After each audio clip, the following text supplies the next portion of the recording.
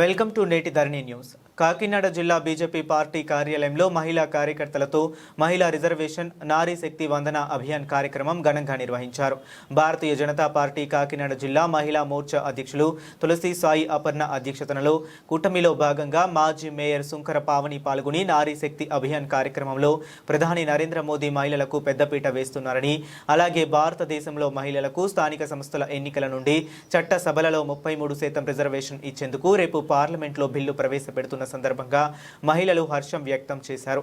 ఈ కార్యక్రమంలో బీజేపీ జిల్లా కార్యదర్శి సత్యకుమారి, మహిళా మోర్చా జిల్లా ప్రధాన కార్యదర్శి దొంతంశెట్టి శైలజ, సుగుణ శంకర్ సింగ్, బంగారు దుర్గా భవానీ, గోడి సత్యవతి, జీజీహెచ్ డైరెక్టర్ విశ్వనాథపల్లి, ఉమా మహేశ్వరి, దొడ్డి శ్రీ దుర్గా, పక్కిమణి బాల, జేఎస్ కుమారి, బి వాణిశ్రీ, బంగారు గాయత్రి, చొల్లంగి వెంకటరమణ, శైలజ, విజయలక్ష్మి, పెండం శ్రీదేవి గారు తదితర మహిళలు పాల్గొన్నారు. మోడీ గారి నాయకత్వం వర్ధిల్లాలి. భారత్ మాతా కి జై.